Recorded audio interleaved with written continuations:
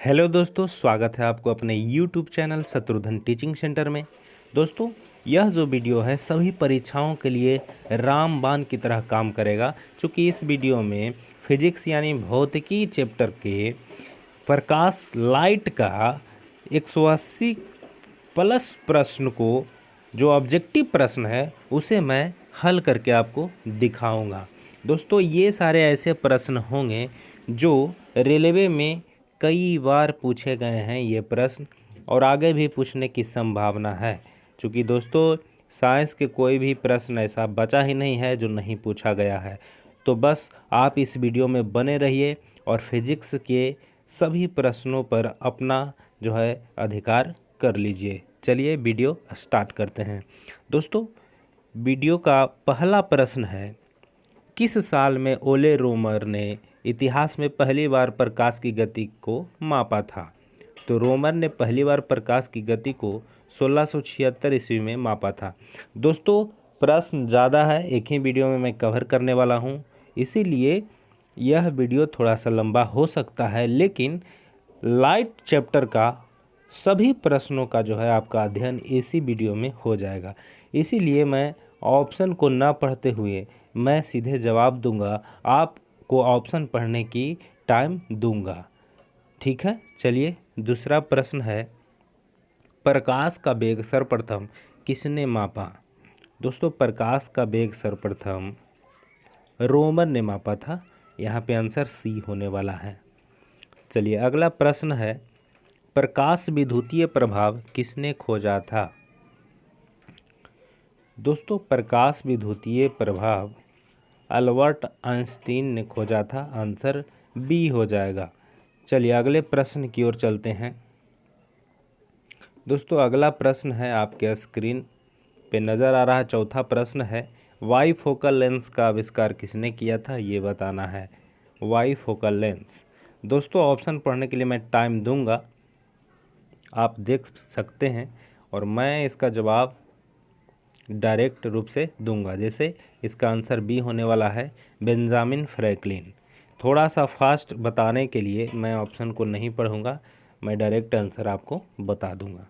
चलिए, भारतवर्ष में जन्मे भौतिक विज्ञानी जिन्होंने प्रकाशीय तंतु की खोज की थी, वे कौन है? प्रकाशीय तंतु बहुत इंपॉर्टेंट है, ऑप्टिकल फाइबर है ना, इसका खोज किसने किया था ये आपको बताना है। दोस्तों, आंसर इसका डी होने वाला है, नरेंद्र सिंह कपानी। चलिए अगले प्रश्न की ओर चलते हैं। प्रश्न है, खाली स्थान भरना है आपको। खाली स्थान यहाँ दूगो है, यहाँ देखिए, यहाँ खाली स्थान है। प्रश्न क्या है, रेलेह ने दिखाया कि बिखरे हुए प्रकाश की तीव्रता खाली स्थान तरंगदैर्घ्य के खाली स्थान पावर के साथ अनुपात में होता है। तो दोस्तों, इसका आंसर होने वाला है ए। पहला में प्रतिलोम भराएगा और दूसरा में चौथे, यानी प्रतिलोम और चौथे के अनुपात में होता है। चलिए अगला प्रश्न है, शून्य में रोशनी की गति कितना होता है? मीटर प्रति सेकंड में आपको बताना है। तो दोस्तों, शून्य में यानी कि निर्वात में कह रहा है। शून्य का यहाँ अर्थ क्या हुआ? निर्वात। तो निर्वात में तो आप लोग जानते ही हैं, 3 × 10⁸ मीटर प्रति सेकंड। तो यहाँ पर आपको फंसाने के लिए शून्य लिख दिया है, आंसर ए होने वाला है ना। चलिए अगले प्रश्न की ओर चलते हैं। दोस्तों, प्रश्न है, प्रकाश एक साल में कितना किलोमीटर यात्रा कर सकता है? ये आपको बताना है। दोस्तों, इसका आंसर होने वाला है डी, 10 ट्रिलियन जो है एक साल में यात्रा कर सकता है प्रकाश। Answer D. चलिए अगला प्रश्न है, सूर्य के विकिरित प्रकाश पृथ्वी पर लगभग कितने समय में पहुंचता है? तो दोस्तों, 8 मिनट 20 सेकंड में पहुंचता है, तो लगभग में है, तो 8 मिनट यहाँ पर आंसर सी होने वाला है। चलिए अगली प्रश्न है, चंद्रमा की रोशनी को पृथ्वी तक पहुंचने में कितना समय लगता है? चंद्रमा की रोशनी को पृथ्वी तक आने में इसका आंसर बी होने वाला है, 1.28 सेकेंड, यानी 1 सेकेंड और सेकेंड का 28वां भाग, यहाँ पे बी होने वाला आंसर। ठीक है, तो चलिए अगले प्रश्न की ओर चलते हैं। अगला प्रश्न है, खाली स्थान से लेकर सूर्य तक के अनुमानित दूरी की लंबाई की यूनिट कितना है, आपको यूनिट में बताना है। दोस्तों यूनिट में बताना है, आंसर यहाँ बी होने वाला है, एस्ट्रोनॉमिकल यूनिट होता है इसका। चलिए अगला प्रश्न है, प्रकाश वर्ष की इकाई क्या है। प्रकाश वर्ष की इकाई मतलब प्रकाश वर्ष दूरी की इकाई है ना, तो यहाँ पर दूरी आंसर हो जाएगा बी। चलिए अगला प्रश्न स्क्रीन पे है, देखिए कैंडिला मात्रक है, कैंडिला किसका मात्रक है, बहुत बार पूछा गया प्रश्न है। देखिए लिखा हुआ है गुड्स गार्ड में पूछा गया। दोस्तों आप देख रहे हैं कि जितने भी प्रश्न पूछे गए हैं ये देखिए काफ़ी महत्वपूर्ण है, यहाँ पे लिखा गया है, आप देख सकते हैं कि ये प्रश्न कब कब पूछा गया। देखिए सभी प्रश्नों में आपको मिल जाएगा। तो कैंडिला ज्योति तीव्रता का है, आंसर डी हो जाएगा। दोस्तों यह जो वीडियो है काफ़ी महत्वपूर्ण है, बस वीडियो में बने रहिए। देखिए अगला प्रश्न जो है, ल्यूमेन किसका मात्रक है, ल्यूमेन बताना है आपको, ल्यूमेन किसका मात्रक है, आंसर सी हो जाएगा, ज्योति फ्लक्स का मात्रक है ल्यूमेन। चलिए अगला प्रश्न भी देखा जाए। यहाँ पर प्रकाश वर्ष क्या है। दोस्तों आप तो जानते ही थे कि यह दूरी का मात्रक है, लेकिन किसके द्वारा तय की गई दूरी, तो प्रकाश द्वारा एक वर्ष में तय की गई दूरी को ही प्रकाश वर्ष कहते हैं, इसका आंसर सी हो जाएगा।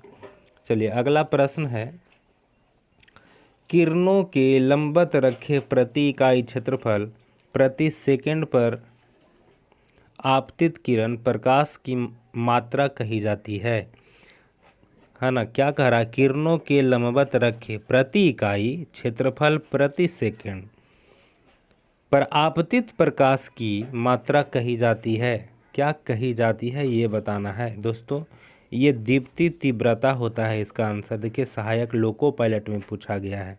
चलिए अगला प्रश्न देखते हैं, ऑप्टिकल फाइबर किसके सिद्धांत पर कार्य करता है। मोस्ट इम्पोर्टेंट है, 2017 में ही पूछा गया है। ऑप्टिकल फाइबर किसके सिद्धांत पर कार्य करता है बताइए, तो पूर्ण आंतरिक परावर्तन, ये बी आंसर हो जाएगा। चलिए अगली प्रश्न की ओर चलते हैं। दोस्तों प्रश्न है, पेरिस्कोप किसके सिद्धांत पर कार्य करता है। पेरिस्कोप के बारे में आपको बताना है, तो पेरिस्कोप परावर्तन के सिद्धांत पर कार्य करता है, आंसर सी हो जाएगा। अगला प्रश्न है, प्रकाशीय गेज निम्नलिखित सिद्धांत पर कार्य करती है। अब प्रकाशीय गेज के बारे में आपको बताना है, ये किस सिद्धांत पर कार्य करती है। दोस्तों प्रकाशीय गेज जो है परावर्तन के ही सिद्धांत पर कार्य करता है, आंसर ये हो जाएगा। चलिए अगला प्रश्न है, सफ़ेद प्रकाश के स्पेक्ट्रम का किससे अध्ययन किया जा सकता है।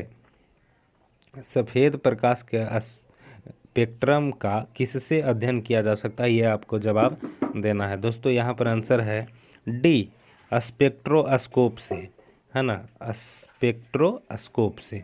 चलिए अगला प्रश्न है, आपके स्क्रीन पर नज़र आ रहा है, देखिए दोस्तों प्रश्न है, लेज़र के उपयोग से त्रिआयामी तस्वीर खींचने की विधि क्या कहलाती है। त्रिआयामी जो 3D तस्वीर होता है दोस्तों, ये खींचा जाता है लेज़र के उपयोग से, तो विधि क्या कहलाता है ये आपको बताना है, आंसर है बी, होलोग्राफी कहा जाता है, आंसर क्या है बी, होलोग्राफी। चलिए अगला प्रश्न, लेज़र का तात्पर्य क्या है। LASER, इसका तात्पर्य क्या है, मतलब कि फुल फॉर्म आपको बताना है। दोस्तों इसका आंसर बी होता है, light amplification by stimulated emission of radiation, ये बी इसका आंसर हो जाएगा। चलिए अगला प्रश्न आपके स्क्रीन पर है, देखिए छोटे रंगीन टुकड़ों से बनने वाले आश्चर्यजनक आकारों को देखने के लिए उपयोग में लाया जाने वाला यंत्र बताना है आपको, है ना, इम्पोर्टेंट है, सहायक लोको पायलट में पूछा गया है। दोस्तों इसका आंसर होने वाला ए, कैलिडोस्कोप, कैलिडोस्कोप। चलिए अगला प्रश्न है, अपवर्तनांक के सटीक माप हेतु निम्न में से किस उपकरण का उपयोग किया जाता है। अपवर्तनांक मापना है, तो अपवर्तनांक किस से मापा जाता है ये आपको बताना है। दोस्तों स्पेक्ट्रोमीटर से मापा जाता है अपवर्तनांक, यहाँ बी आंसर होने वाला है। चलिए अगला प्रश्न है, दृष्टि सही करने के लिए जो चश्मा हम पहनते हैं उसकी शक्ति किससे मापी जाती है? यानी कि जो उसमें लेंस लगा हुआ रहता है ना, तो लेंस की शक्ति आपको बताना है। तो लेंस की शक्ति तो डायोप्टर से मापा जाता है, आंसर डायोप्टर हो जाएगा। ए आंसर थोड़ा सा घुमाता भी है ना, देख रहे हैं प्रश्नों में घुमाता भी है थोड़ा सा। अगला प्रश्न है, जिस सामग्री से रोशनी यानी लाइट पारित हो सके को क्या कहते हैं? मतलब रोशनी पारित हो रहा है उसे क्या कहते हैं, ये आपको बताना है इस प्रश्न में। दोस्तों उसको बोला जाता है ट्रांसलूसेंट। ट्रांसलूसेंट मतलब कि ए। चलिए अगला प्रश्न है, उत्तल दर्पण यानी कन्वेक्स मिरर का प्रयोग किसमें किया जाता है? तो दोस्तों वाहनों में रियर व्यू मिरर के रूप में इसका उपयोग किया जाता है, आंसर ए हो जाएगा, उत्तल दर्पण का प्रयोग, है ना।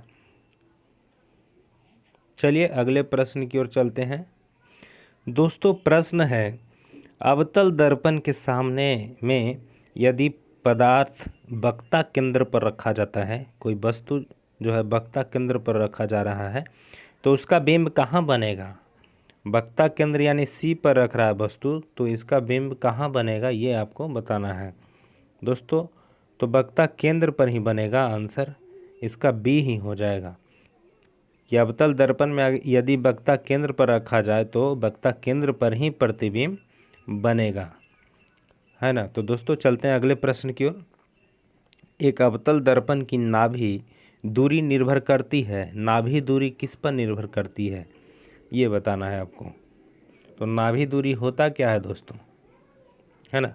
दर्पण की वक्ता त्रिज्या पर निर्भर करती है, वक्ता त्रिज्या यानी सी पर निर्भर करती है। चलिए अगला प्रश्न आपके सामने है, देखिए प्रश्न है, एक वस्तु की किस स्थिति पर एक अवतल दर्पण एक व्युत्क्रमित, वर्धित और यथार्थ चित्र निर्मित करेगा? कैसा चित्र? व्युत्क्रमित मतलब उल्टा, वर्धित माने बड़ा, यथार्थ मतलब वही हुआ बड़ा। तो कहाँ पे वस्तु रखिएगा तो ऐसा प्रतिबिंब बनेगा? तो आंसर हो जाएगा सी, फोकस और वक्ता केंद्र के बीच। तो दोस्तों ये हो जाएगा इसका आंसर सी। चलिए अगला प्रश्न, दर्पण जिसमें वस्तु की अपेक्षा प्रतिबिंब बड़ा दिखाई देता है, कौन सा दर्पण है? प्रतिबिंब बड़ा दिखाई देने वाला दर्पण आपको बताना है। तो इसका तो बी हो जाएगा, अवतल दर्पण जो है प्रतिबिंब बड़ा दिखाई देता है अवतल दर्पण में। चलिए अगला प्रश्न आपके सामने है, समतल दर्पण द्वारा बना प्रतिबिंब कैसा होता है? मोस्ट इम्पोर्टेंट है दोस्तों, समतल दर्पण द्वारा बना प्रतिबिंब आभासी होता है, याद रखिएगा आभासी होता है, बी। चलिए अगला प्रश्न है, किसी वस्तु का सभी अवस्थितियों में समान आकार प्रतिबिंब लिया जाता है। समान आकार प्रतिबिंब आपको बताना है किस दर्पण में, मतलब समान आकार का प्रतिबिंब बनता है। तो दोस्तों इसका आंसर है समतल दर्पण में समान आकार का प्रतिबिंब बनेगा, कोई चेंजिंग इसमें नहीं होगा, समतल दर्पण। चलिए अगला प्रश्न आपके सामने है, एक समतल दर्पण द्वारा परावर्तित प्रकाश एक वास्तविक प्रतिबिंब का रूप ले सकता है ना। देखिए ऑप्शन लिखा हुआ है दोस्तों, आंसर है बी, यदि दर्पण पर पड़ने वाली किरणें अभिसारी हों। चलिए अगला प्रश्न है, एक अवतल दर्पण की वक्ता केंद्र से जाने वाली किरण के लिए आपतित कोण कितना होता है? अवतल दर्पण के लिए आपतित कोण कितना होता है? इसका आंसर बी है, 0 डिग्री होता है। चलिए अगला प्रश्न आपके सामने है, प्रश्न है, दो समानांतर दर्पणों के बीच कितनी प्रतिबिंब रखे जा सकते हैं? मोस्ट इम्पोर्टेंट है, समानांतर दर्पण है, कितना प्रतिबिंब रखा जा सकता है? दोस्तों इसका आंसर होने वाला है डी, अनंत प्रतिबिंब रखा जा सकता है। चलिए अगला प्रश्न है, दो समतल दर्पण को 90 डिग्री के कोण पर रखा गया है और उनके मध्य एक मोमबत्ती जल रही है, दर्पणों में मोमबत्ती के कितने प्रतिबिंब बनेगा? दोस्तों 90 डिग्री है तो 360 में आपको 90 से भाग दे देना है। 360 में आपको 90 से भाग दे देना है तो कितना आ जाएगा, 4 आ जाएगा। तो सम संख्या में एक घटा करके यानी 4 - 1 बराबर 3 प्रतिबिंब। इसका फार्मूला होता है दोस्तों 360/θ, 360/θ। यदि सम संख्या आता है तो एक घटा देते हैं, तो 4 आ गया ना, रखें 90 डिग्री तो 4 आ गया, तो एक घटा दीजिए तो कितना आएगा, 3। आंसर बी हो जाएगा, है ना। चलिए अगला प्रश्न है दोस्तों। प्रश्न है, एक वस्तु का 3 प्रतिबिंब पाने के लिए हमें 2 समतल दर्पणों के किस कोण पर रखा जाना चाहिए। देखिए अभी वाला जो प्रश्न था उसे उलट कर पूछ दिया है ना। 3 प्रतिबिंब पाना है, तो दोस्तों 3 प्रतिबिंब पाना है तो कहाँ रखना चाहिए ये कह रहा है। इसका आंसर डी होगा ना, 90 डिग्री। 90 डिग्री पर रखिएगा, तो अभी तो बना करके देखें इसका। चलिए अगला प्रश्न है, 2 प्लेन शीशे एक दूसरे पर 60 डिग्री कोण पर झुके हुए हैं।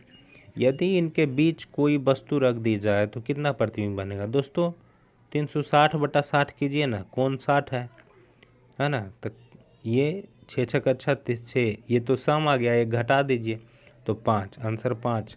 5 बी में है तो आंसर बी हो जाएगा ना, है ना। अच्छी बात है, ये सूत्र में रख दीजिए।